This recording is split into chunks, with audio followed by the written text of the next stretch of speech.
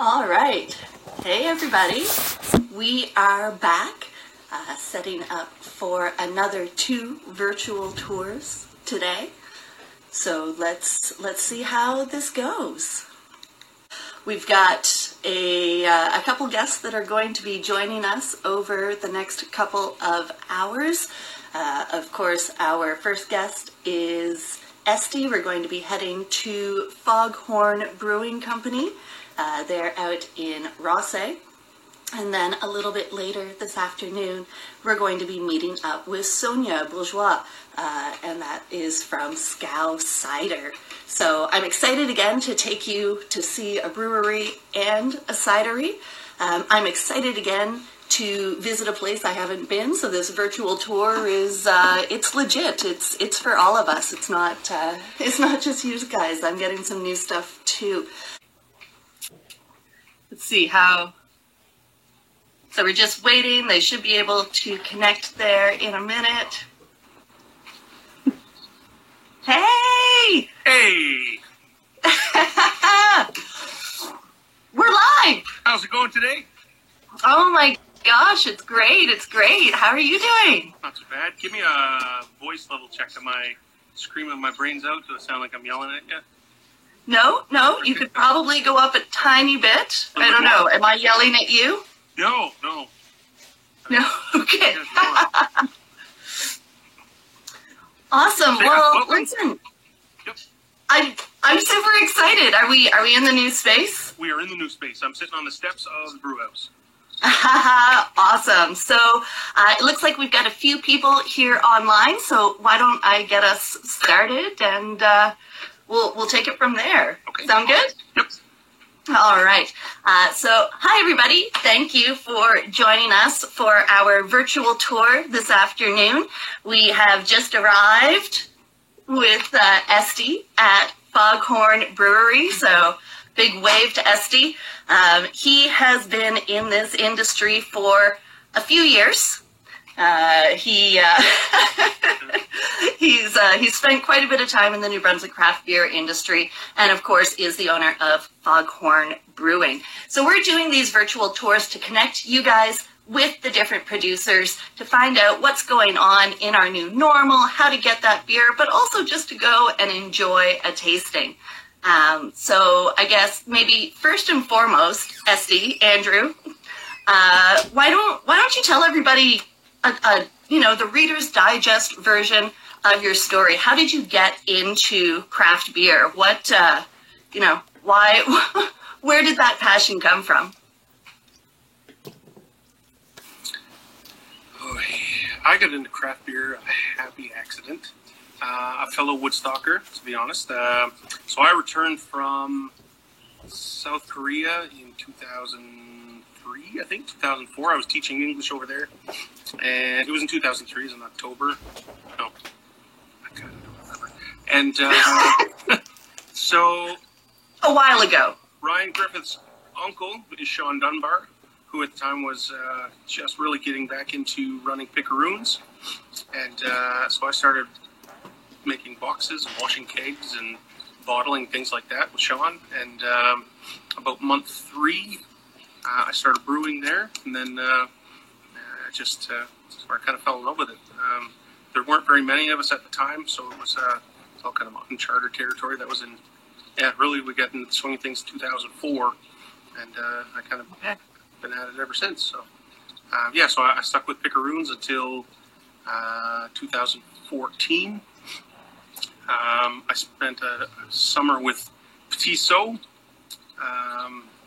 In 2016, I had a couple jobs in between there while I figured out what I wanted to do. Andre from Petit Saut came to me and said, look, would you be willing to quit your job and come help us at Petit Saut? And I did, so I went up there and lived in Radeau, I believe was the name of the place, in Edmundston. And and Andre just said hi. He's watching. Andre just said hi. He's watching. Comment ça va, Andre?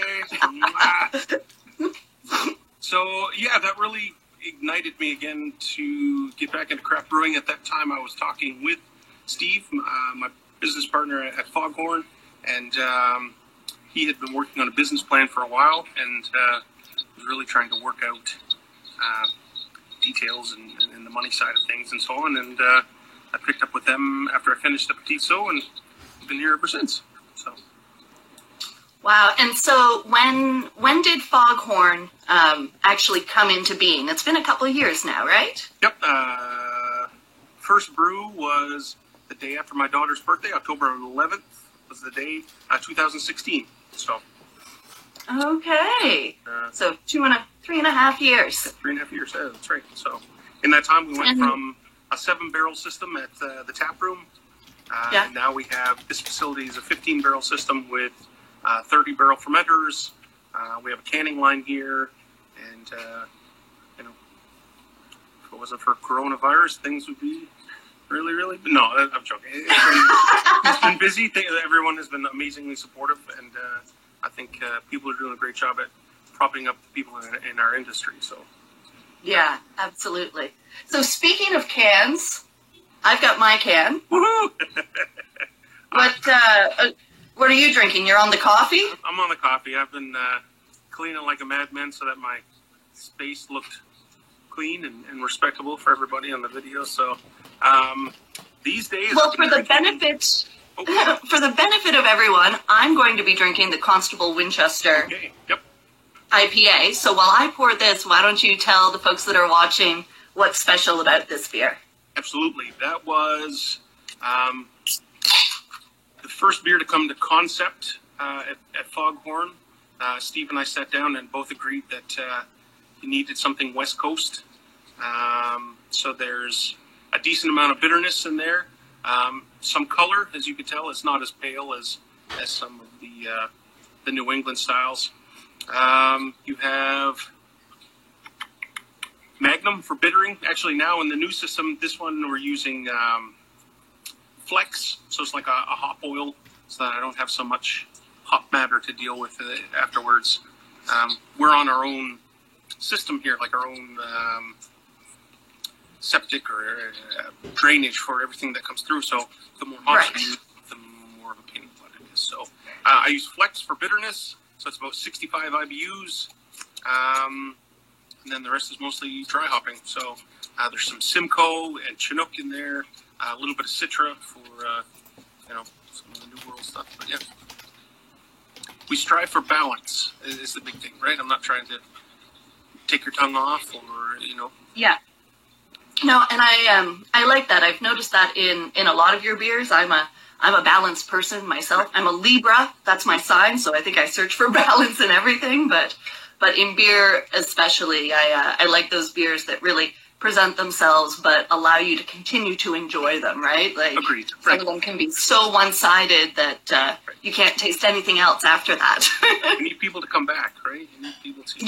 Yeah, absolutely. Slowly steal from the big beer world. We really want them to be able to drink it. So. Yeah. So tell me... Balanced, by the way. Might be a little bit, but that's okay. That's okay. So tell me a little bit about Foghorn.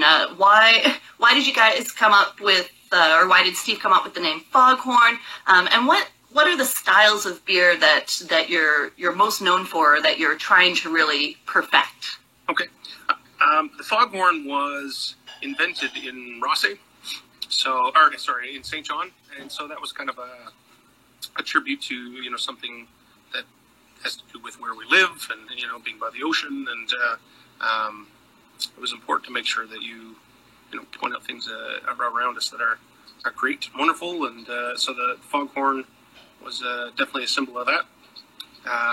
And so styles of beers, really, having come from Picaroons, I cut my chops on English styles of beers. So you have the Golden Grover, you have ESB, I do an Irish Red, all much maltier English style ales. So I use a lot of English yeast, and the majority of the hops that I use for those beers are Goldings from Southern Farms.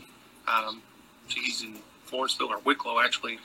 And, okay, yeah. Yeah, I find his hops play very, very well to to those styles of beer. They're very nice, spicy, earthy, herbal. So, yeah. I mean, I try and do other styles. We just released a German-style Pilsner. I experiment with a lot of fun stuff, but for the most part, I'm more well-known for that, I guess.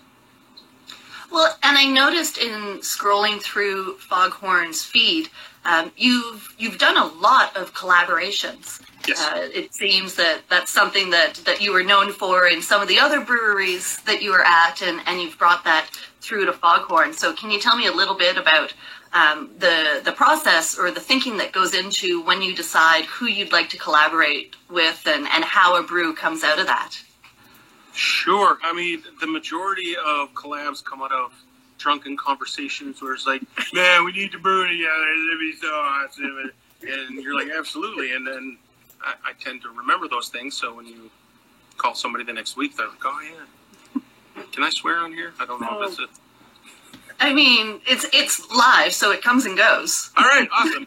So I was like, oh, shit, that's right. I did say that I would, back and forth, we agreed on something. And so the collaborative spirit is something I think that's very important to our industry. Just to showcase what we're doing, to show that we're not the same as big beer. It's not always a competition. It's not always about outselling or outdoing, or we can do things together and showcase what we've got. And what a lot of times we also get to use local ingredients, which is a nice tie-in. So not only just a collaboration, but showing other people in their respective industries. So yeah, it's awesome. And it's an excuse to go and drink at someone else's brewery. Let's not kid ourselves, right? The Trailway ones, that's really about going to Fredericton and getting drunk and bowling. It's all about the good times, yeah, right? That's right. Yeah. So I know that we're in your new brewery. You had mentioned that Foghorn had opened about 3.5 years ago, and I understand that this new brewery was built probably about 6 months ago. Is that right? Yes. So would you be able to take us on a tour of your brew house and show us some of the equipment that you were really excited to open? Yeah, absolutely. Let's we'll get a sort of a step back here and have a look. Do you need to flip that so you can see what you're looking at? Or okay, so I'll get Sarah, the camera person, back up. Hi, camera Sarah.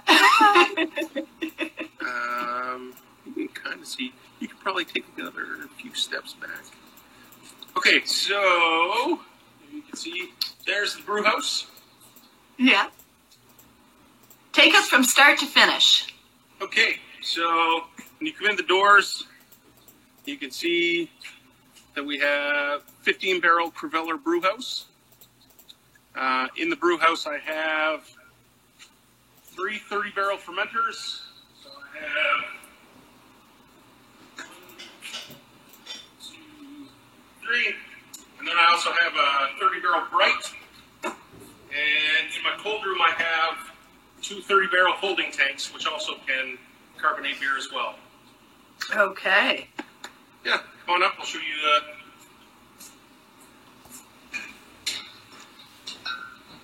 And you said before you were in a 7-barrel system at the tap room, right? You said before you were in a 7-barrel tap room, and now you're in a.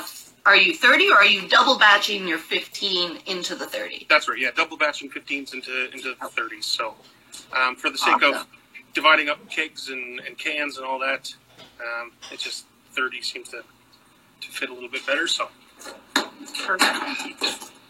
All right. I don't know what you can see. Our camera's doing. Yeah, we can see it pretty well. So there's my kettle. There's hot liquor tank. Mash tun. I don't know if you can see or not, but there's the flex auger where the grain comes from. Okay, so you're milling your own grain on site here as well. Yes. So awesome. The mill room is really, really far ways away. So I had to come up with something that come up with something, a way to get all the grain into there, so I wasn't running back and forth with 2 bags at a time. Well, they're heavy, right? You don't want to be running back and forth. It seems like you are walking a long way right now. And I'm not much of a runner, so let's not kid ourselves, right? All right, so we're going to go through. This is my grain storage room. And so what we do is when I'm ready to brew, I use the forklift. And I forklift it up into that room. And that's where the mill and the grain hopper is. And we'll take upstairs and show you where we put the grain. Cool. Let's go for a little walk.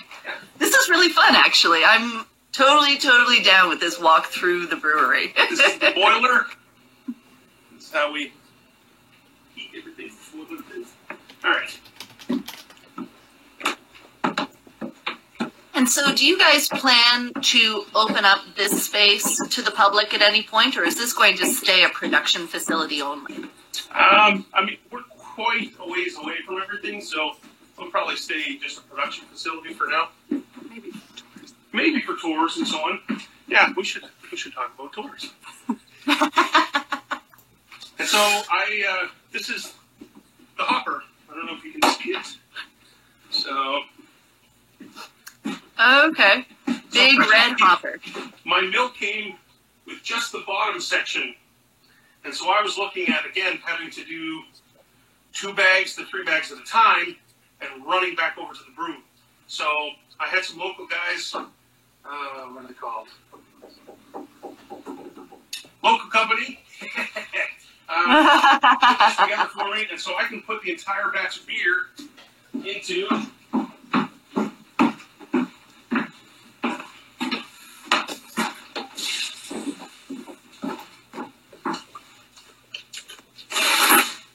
so I don't know if you can tilt it or not, but yeah, so we dump the whole thing in here. Yeah, please don't hold the camera over the auger. Like, that's the... Can you imagine? Like, I need another phone. So I had tomorrow's batch of grain all in here, ready to go. So in the morning, I come up, turn the mill on, I open the chute for the mill, and away it goes, and gets ground up and carried into the mash tun. So, okay, awesome. So, like, how many bags of grain are you not carrying up there per batch? So in total, this guy is 19 bags, 19 and change, plus specialties, so it's a lot of trips. I mean, you wouldn't need a gym membership at that point, right? No. I mean, I need a gym membership regardless, but this would be a good excuse to not need one, you're right. It is good. No, that's really funny. So you can see from up here, I keep all my specialty grains. So I keep those stacked here, and then I bring all the base malt up through that door. Here, if you want to stay here, I'll run around. Doors.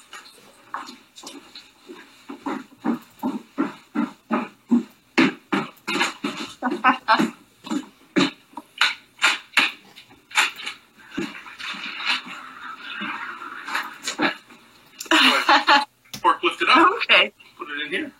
Yeah. Perfect.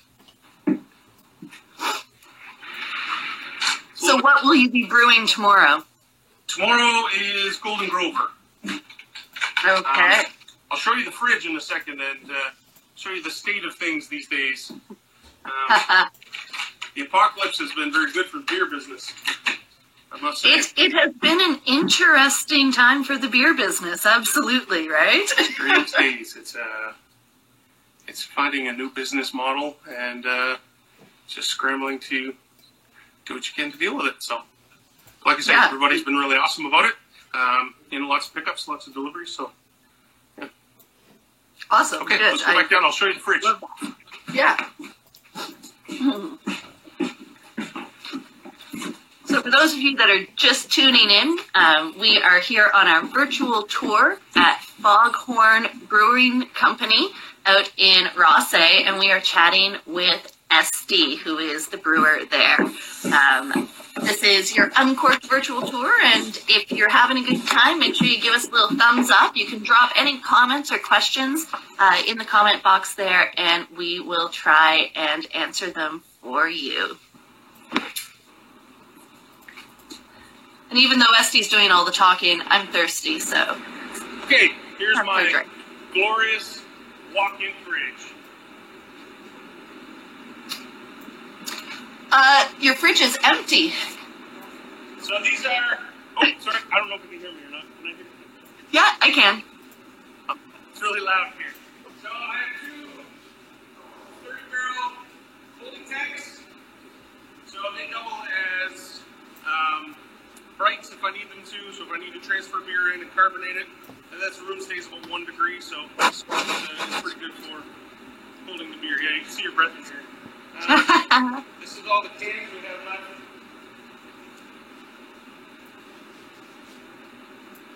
Yeah, that's not very much beer. All right. So we've got a few people leaving some comments. Brian Bordage says Esti is a special bitter. We've got... I'm a special kind of bitter. I am. I would say you're a special kind of bitter. Absolutely. Brew Frog says he's drinking, what is he drinking? He's drinking Esti in a wine glass, getting ready for his wine tasting a little later on this afternoon. That's Craig Pinney. He's doing a virtual tasting. And a lot of thumbs up from a lot of your fans really reacting to, that positivity and that idea that people are kind of coming together and helping each other out. So I guess why don't we talk about that for a minute? What have you guys seen? And I know I've seen your post on Instagram. You are staying open at the tap room. But why don't you tell people what's going on and how they can get their beer and what you're doing to make sure that they don't go thirsty? Sure. So right now we're offering home delivery through Shopify. So you go to there's a website, or you can, on our website and Facebook, it directs you to the website. I'm not drinking, I swear. That's just coffee. And me. I believe you, Esti. I believe everything you say. And so you can order everything we have available online. So growlers, cans, a few of our specialty bottled products. I'm going to try and put some more stuff in bottles next week. Maybe some special things with the Wabanaki maple syrup. We'll see. Depends on how things go. And so you can place your order online and either come and pick it up. So you can pay for it online, come in, grab it, we'll have it in the fridge ready for you, or we can bring it out to the vehicle, or through the side door out by the deck. It seems more kind of contactless, more like, what's the word I'm looking for? Prohibition kind of, covert, sneaky, You want to go with the speakeasy side door. Right. You have to do a password and a knock and I mean, I would be down with the password. That would absolutely add a little frivolity to what is obviously a really serious measure, right? Yeah, it's nothing to joke about, but I mean, you got to make some sort of, if you get serious about it, then you get depressed, and then you're going to hide in their house, and, maybe drink more than two. But, so we do delivery, we do pickup. As far as precautions go, if people bring our bottles back in, we'll get them to leave them off to the... Sarah's messing with me. It's just a blank screen about every 10 seconds because she keeps moving this way. So we keep our growlers clean. We'll put them through foam force and then sanitize them. We use heat as well.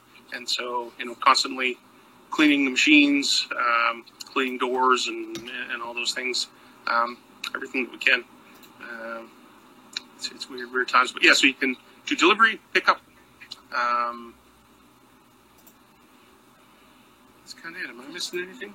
That's about it. Yeah. Foghorn growlers only. There's been some confusion about this one. So if you bring one of ours in and leave it, we'll do an exchange. If it's your own, because it would take too long to sanitize, because it does take about 7 minutes to fully sanitize it. We ask that you only bring foghorn. If you don't have one, you can either purchase one or we'll lend you one, or we're pretty flexible that way. So Yeah. Okay, so nobody has to worry. The beer is still flowing. Beer's still flowing. Yep. I had just brewed a double batch of IPA, so we have IPA coming through. We just released the Pilsner, the German-style Pilsner. It is pronounced the lightest one we got. So that is the lightest one we've got. But if you say it with a German accent, it's the lightest one we got. Yeah. Right?